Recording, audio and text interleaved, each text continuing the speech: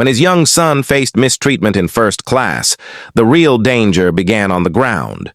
Corporate rivals, false campaigns, and a web of secrets designed to destroy him. The question remains, can truth and power break through the shadows closing in? If this moment felt intense, prepare yourself, because what comes next is darker, more dangerous, and far more powerful than anything you've seen so far. Subscribe to Black Battles and hit the bell icon so you never miss our latest powerful stories. The private terminal of Azure Wings Airlines shimmered with quiet luxury as Elias Vance, America's first black trillionaire, walked through the glass doors with his 2 children. His presence drew discreet glances from the staff, some filled with admiration, others with unease. Elias was used to it. Wealth had made him a symbol, but his skin had always made him a target. Today, however, he wanted nothing more than for his children to enjoy a peaceful flight. 8-year-old Leo clutched his toy plane tightly, his eyes glowing with excitement. "Dad, are we really flying first class again?" he asked with innocent wonder. Elias smiled, resting a reassuring hand on his son's shoulder. "Yes, Leo, but remember, it's just another flight. Sit back, relax, and enjoy the journey." His teenage daughter Naomi followed quietly, earbuds in, her gaze sharp and observant. She had inherited her father's ability to notice details others missed. The family settled into their seats, leather cushions gleaming under the cabin's soft lights. Other first-class passengers stole glances at Elias. Some offered polite nods, others shifted uncomfortably. Elias pretended not to notice. He had mastered the art of silent endurance. But Naomi's eyes narrowed. She sensed the shift in the atmosphere. That's when Brenda Walsh approached. She was a senior flight attendant, her uniform immaculate, her smile practiced but brittle. From the start, her tone with Elias and his children was clipped, efficient, but cold. When offering champagne to nearby passengers, her voice carried warmth, almost charm. But when she turned to Elias, her expression stiffened. "Sir, please ensure your son doesn't disturb other passengers," she said flatly, though Leo hadn't moved from his seat. Elias, calm as always, nodded politely. "Of course. He's well behaved." Brenda lingered a moment too long, as if waiting for a mistake. Then she moved on, her heels clicking sharply against the floor. Elias pulled out his phone and began recording casually, disguising it as if he were simply checking emails. Years of experience had taught him that injustice often revealed itself in the smallest gestures. He didn't want confrontation. He wanted evidence. Leo leaned against him, whispering, "Why is she mad at me, Dad?" "I didn't do anything." Elias's chest tightened. He kissed the boy's forehead gently. "You didn't, son. Remember, sometimes people see what they want to see, not the truth. But I'll protect you." As the plane ascended into the night sky, the hum of engines filled the cabin, but a heavier silence settled around Elias's family. The air host's eyes flickered back toward them again and again, like a predator circling its prey. Naomi adjusted her earbuds, whispering to her father, "She's watching us, Dad. This isn't just bad service, it feels personal." Elias said nothing, but inside, unease stirred. He had faced senators, billionaires, and corporate giants, but something about the cold precision in Brenda's gaze told him this was more than prejudice. This was a spark waiting to ignite. The flight had only just begun, but shadows were already gathering above the clouds. The plane leveled at cruising altitude, a soft chime signaling that passengers could unbuckle their seatbelts. Around the cabin, conversations hummed and glasses clinked as flight attendants served drinks with practiced smiles. For most passengers, it was a routine journey. But for Elias Vance and his children, the tension from earlier lingered like static in the air. Brenda Walsh returned, her expression neutral, but her eyes sharp. She paused by Elias's row, glancing at Leo's toy aeroplane resting on the tray table. "Sir, toys are not allowed on the tray during meal service," she said coolly. Her tone carried no courtesy, only dismissal. Elias responded calmly. "We'll put it away when the food arrives." "He's not bothering anyone." But Brenda's gaze fixed on Leo, her lips pressed tight. "Children in first class need to understand the rules," she added, her voice loud enough for nearby passengers to hear. A man across the aisle shifted uncomfortably. Another woman frowned. Leo's small hands trembled as he clutched the toy. Naomi's jaw clenched. "She's picking on him, Dad," she whispered fiercely. Elias raised a hand to quiet her. "It's all right," he said softly, though his own patience was wearing thin. He slid his phone subtly across the tray, ensuring the camera was angled upward. Every word, every glare was being recorded. As Brenda moved down the aisle, Naomi leaned closer to her father. "Why do you let her talk to us like that? You could stop her right now." Elias looked into his daughter's fiery eyes, seeing the same determination he once had at her age. "Because power isn't always about reacting, Naomi," he replied. "It's about choosing the right moment to act. And when that moment comes, no one will be able to deny the truth." Leo fidgeted, whispering, "I don't like her, Dad. She looks at me like I did something bad." Elias's heart ached. "You didn't do anything wrong," he assured, stroking his son's hair. Sometimes people carry anger inside them and they look for someone small to place it on. But remember, you are never the problem. Brenda returned during meal service, her tray clattering slightly as she placed Naomi's food without a word. When she set down Leo's plate, she sighed heavily, as if the simple task were an inconvenience. "Careful, young man. Don't spill it. First class isn't a playground." Leo flinched, his appetite gone. Naomi slammed her fork onto the tray. "That's enough," she snapped before Elias's calm voice cut through. "Naomi." His tone carried quiet authority, though his eyes never left Brenda's. For a brief second, Brenda met his gaze, and in her cold expression, Elias saw more than disdain. He saw intent. The hum of the engines filled the silence. Passengers exchanged uneasy glances, some whispering, others pretending not to notice. Elias leaned back in his seat, his face unreadable. But inside, unease coiled tighter. He had spent his life dismantling barriers built against him, but here, in this cabin, the barriers felt more suffocating than ever. Brenda's footsteps receded down the aisle, yet her presence lingered like a storm cloud. Naomi exhaled sharply, whispering, "She won't stop, Dad. Something worse is coming." Elias glanced at his recording phone, then at his children. His instincts told him the same thing.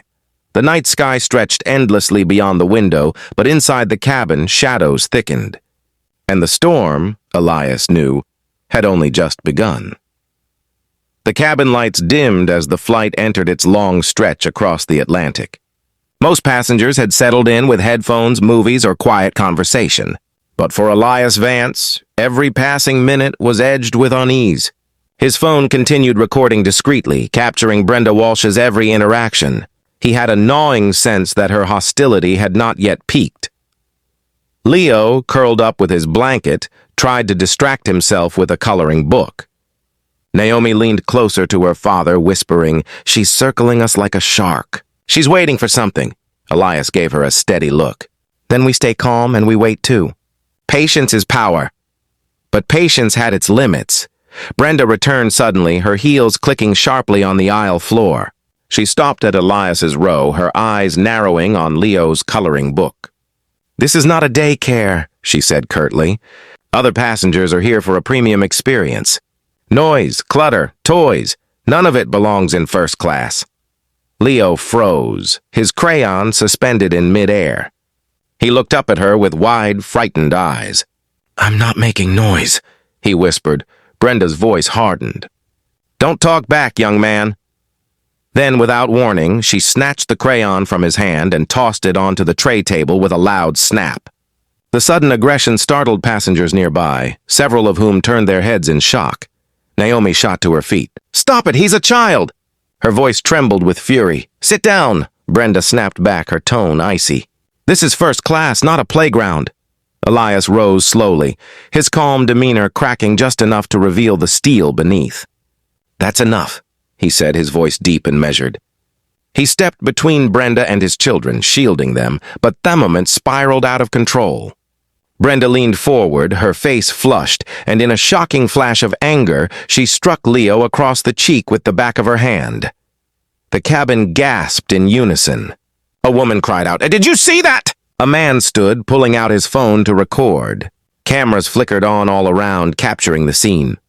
Leo whimpered, clutching his face, tears welling in his eyes. Elias knelt instantly, pulling his son into his arms. His composure returned like a mask of iron. "It's okay, son. I'm here," he whispered, though his heart thundered with rage. Passengers muttered angrily, some calling for the captain, others demanding Brenda be removed. The cabin's controlled luxury dissolved into chaos.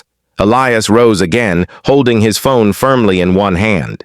He pressed a button and, with cold precision, dialed a direct line. Within moments, he was speaking to the chairman of Azure Wings Airlines. His words were quiet, but they carried the weight of power. "This ends now. We are not waiting until landing." Brenda, pale and shaken, tried to speak, but her voice faltered under the mounting pressure of passenger outrage and flashing cameras. She had crossed a line she could never retreat from.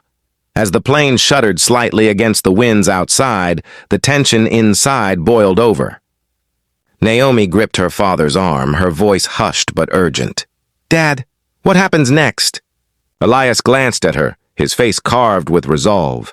"Justice," he said simply. The storm had finally broken, and the world Elias knew was about to see it all. The cabin of the aircraft no longer resembled the tranquil luxury promised in glossy brochures. It was now a stage of outrage, disbelief, and hushed chaos. Dozens of passengers whispered furiously, their phones raised, recording every second. The video evidence spread like wildfire through the cabin. Brenda Walsh's hand striking Leo had been caught from multiple angles. The truth could not be hidden. Elias Vance stood tall in the aisle, his arm protectively around Leo. His voice remained calm, but it carried the gravity of a man used to commanding boardrooms and entire industries. "My son was assaulted. I demand immediate action." His words, measured and steady, silenced the noise around him. Even the engine's steady hum seemed muted under the weight of his authority. Brenda, her face pale and jaw tight, tried to regain control. "It was a misunderstanding," she began, but a passenger cut her off sharply. "We all saw it." "Don't you dare lie!" Others murmured in agreement, their indignation growing by the second. Naomi's eyes blazed with a fire beyond her years. She clung to her father's side, whispering fiercely, "They can't ignore this, Dad. Not this time." Elias lifted his phone again. On the other end of the secure line, the chairman of Azure Wings listened. "You've seen the recordings already, I assume," Elias said evenly. "Your employee has assaulted a child on your aircraft. Either you handle this now, or I will ensure the world knows how deeply this airline protects racism and abuse." There was a pause. Then the chairman's shaken voice replied, "Mr. Vance, please, remain calm. The captain is being informed. We'll make an unscheduled landing immediately. The situation will be handled without delay, within minutes." The captain's voice came over the intercom, steady but tinged with unease. "Ladies and gentlemen, due to an onboard incident, we will be diverting for an emergency landing. Please remain seated and calm." The announcement sent ripples of tension through the cabin. Passengers exchanged glances, some anxious, some relieved. The weight of justice felt imminent. Brenda's composure crumbled. She turned to her colleagues, but they stood frozen, uncertainty etched across their faces. None dared defend her. The eyes of the passengers were daggers, and the evidence was undeniable. As the plane descended, Naomi clasped Leo's hand tightly. The boy's cheeks were damp with tears, but his father's presence kept him steady. Elias whispered to him, "You're safe now, Leo, I promise." The aircraft touched down with a jarring screech of wheels. Police and airline security were already waiting on the tarmac. As soon as the cabin doors opened, uniformed officers boarded. Elias did not raise his voice, nor did he need to. He simply pointed toward Brenda Walsh. "That's her." Passengers erupted in applause as Brenda and the complicit first-class crew were escorted off the plane. Cameras flashed, passengers cheered, and whispers of Elias's name carried through the air. For a moment, victory seemed clear, yet as Elias guided his children down the steps of the plane, his instincts whispered otherwise. This was only the surface. Behind Brenda's downfall, larger forces were stirring, forces with resources, influence, and every reason to destroy him. The emergency landing had ended the assault. But it had also set something far more dangerous in motion. The emergency landing made headlines before the aircraft's wheels had cooled. Videos of Brenda Walsh striking Leo flooded social media within minutes, shared millions of times with captions like, "Flight attendant assaults child in first class," and "Racism at 30,000 feet."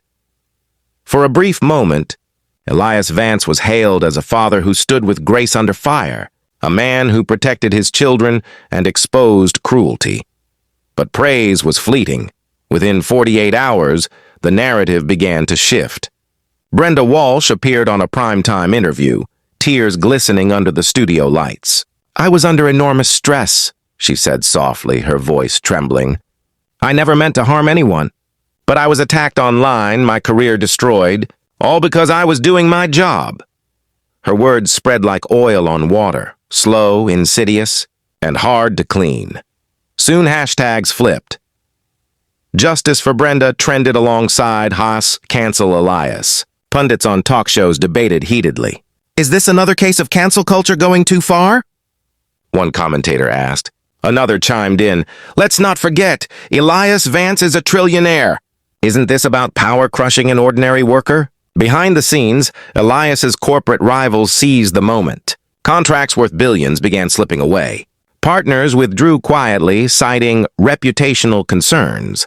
A lucrative government deal Elias had spent years negotiating was suddenly put on indefinite hold. What should have been a clear case of justice was twisting into a weapon aimed at him. At his estate, Elias sat in his study, the glow of news feeds reflecting off the glass walls. Naomi paced angrily behind him. "This is insane!" Everyone saw the video. "How can they turn it against us?" Elias leaned back in his chair, steepling his fingers. "Because, Naomi, truth doesn't matter to those who profit from lies." This was never just about Brenda. She's a pawn. Someone larger is funding this campaign. Leo, curled up on the couch with his toy plane, whispered, "Dad, people at school said you're a bad man. They won't play with me anymore." His small voice cracked. Elias crossed the room, kneeling before his son. "Listen to me, Leo. People may believe lies for a while, but the truth always survives. You are not alone. You have me, your sister, and everyone who knows what really happened." Naomi clenched her fists. "So what do we do? Just let them destroy us?" Elias's eyes hardened. "No, we fight differently. With proof, with patience, and with precision. If they want a war of shadows, I'll shine a light." Outside, camera crews camped near the gates. Headlines screamed accusations. "Vance under fire." Brenda Walsh, victim or villain? The storm was no longer contained in a cabin in the sky. It had spread into boardrooms, newsrooms, and classrooms. Elias knew the truth was on his side. But truth alone would not be enough. The real battle had begun, and this time, his enemies weren't hiding. They were watching, waiting, and striking from every direction. Elias Vance had faced storms before, corporate takeovers, economic collapses, political sabotage, but this one felt different.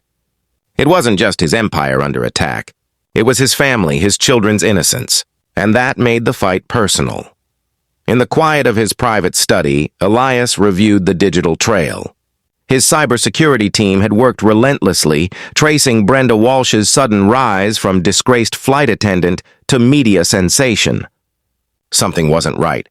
Her legal defense was being handled by a prestigious firm known for representing billion-dollar corporations, not middle-class employees. Her grassroots support groups online were too coordinated, their messaging identical, their hashtags pre-scheduled. "Follow the money," Elias murmured. By midnight, his investigators delivered the first breakthrough.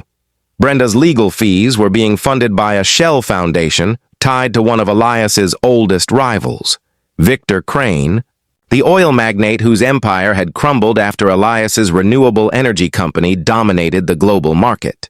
Crane had motive, wealth, and a long memory, but Crane wasn't alone. Documents uncovered offshore accounts linking several politicians and competing CEOs to the same network. They weren't just defending Brenda. They were using her as a spark to ignite a broader campaign. Elias's success had threatened the old guard, and they were uniting against him. Naomi, ever defiant, studied the files spread across the table. So Brenda wasn't just cruel, she was their puppet. Elias nodded grimly. A carefully chosen pawn. They wanted someone who could claim victimhood, someone who could shift the conversation away from her violence toward their invented narrative of persecution. And they're betting the world will fall for it. Leo, who had been listening quietly, spoke up. But you have the video, Dad. Doesn't that prove the truth? Elias's heart clenched. He wished it were that simple. He placed a hand on his son's shoulder. The truth is powerful, Leo. But when lies are fed enough money and broadcast through every screen, people start to doubt even what they've seen with their own eyes. Still, Elias wasn't defeated. He contacted trusted journalists, sending them encrypted files, financial records, email exchanges, evidence of coordinated disinformation. If he could connect Brenda's defenders to Crane's empire and the political machine behind him, the narrative would shift. But the risk was enormous. Already, anonymous threats had arrived at his estate. Unmarked cars lingered near his property at night. Naomi's school locker was vandalized with slurs. The enemy wasn't just attacking his reputation. They wanted to break his spirit. Elias stared out at the horizon, dawn breaking over the city skyline. His voice was steady, but his resolve burned brighter than ever. They've drawn the battle lines. They think I'll retreat. But they've underestimated one thing. I don't fight for power. I fight for my children. And a man who fights for his family can't be broken. The hidden network had revealed itself. The war was no longer in the shadows. It was coming into the light. The storm had raged for weeks, but Elias Vance had never been more focused. The smear campaigns, the staged interviews, the threats, each move of the enemy had only sharpened his determination. Now armed with undeniable proof of the conspiracy, Elias was prepared to strike. He called a press conference, the kind that would broadcast live across every major network. The auditorium was filled to capacity, journalists shoulder to shoulder, cameras flashing, microphones pointed forward. The air was heavy with anticipation, a nation waiting to see whether Elias would crumble or fight back. When Elias stepped onto the stage, the room fell silent. He stood tall, calm, with Leo and Naomi seated in the front row. His voice carried the weight of both a father and a leader. 3 weeks ago, my son was assaulted on a flight. You all saw the video. What should have been a simple case of accountability turned into a spectacle designed to destroy my family and discredit me. Today, I will show you why. The screens behind him lit up, displaying documents, bank transfers, and communication logs. Elias laid out the evidence step by step. The shell companies funding Brenda's defense. The rival executives pooling millions into disinformation campaigns. The politicians tied to Victor Crane's crumbling empire. Every name, every number, every receipt painted a web of corruption too intricate to dismiss. Gasps rippled through the crowd. Journalists scribbled furiously. Some whispered to one another as more damning proof appeared. Brenda's orchestrated interviews, pre-written scripts, and financial payoffs. Elias didn't need to embellish. The evidence spoke louder than any speech. Victor Crane himself appeared on one of the slides, his signature attached to a wire transfer. Elias turned back to the audience. This wasn't about Brenda Walsh. She was a pawn. This was about silencing me because I refused to play by their rules. Because I represent a future where power is not built on oil, lies, or oppression, but on innovation and equality. The room erupted in murmurs. Some reporters looked shaken. Others seemed energized, sensing history unfolding. But Elias wasn't finished. He gestured toward his children. These attacks weren't just on me. They were on an 8-year-old boy and a young girl forced to grow up too fast. They thought targeting my children would make me weaker. They were wrong. It made me stronger. It made me unbreakable. Applause thundered across the hall. Cameras zoomed in on Naomi's proud smile, on Leo gripping his toy plane with new confidence. Outside the building, the truth spread faster than the lies ever had. Networks replayed the press conference on loop. Hashtags flipped again. Stand with Vance now dominated global feeds. Protests erupted outside the headquarters of Crane's companies. Politicians distanced themselves from the scandal, resignations followed, and within weeks, Victor Crane's empire began to collapse under investigations. Brenda Walsh, once paraded as a victim, was exposed as a willing participant in the conspiracy. With the truth revealed, her supporters vanished. What had been her shield became her downfall. Back at his estate, Elias finally allowed himself a rare moment of peace. Naomi curled beside him with a book, and Leo played near the window, his laughter returning after weeks of fear. Elias gazed at them, feeling the weight of the battle lift from his shoulders. He knew the fight against systemic corruption was far from over. There would always be another Victor Crane, another Brenda Walsh, another network of greed. But this victory proved that truth, when wielded with courage and resilience, could cut through the darkest lies. He whispered softly to himself. Words meant for his children, for the world, and for the enemies who thought they had broken him. They wanted to bury us, but they forgot we are the roots, and roots only grow stronger in the dark. With those words, Elias Vance closed the chapter on one war, prepared for the many battles ahead. For now, though, he was not just America's first black trillionaire. He was a father who had fought for his children and won.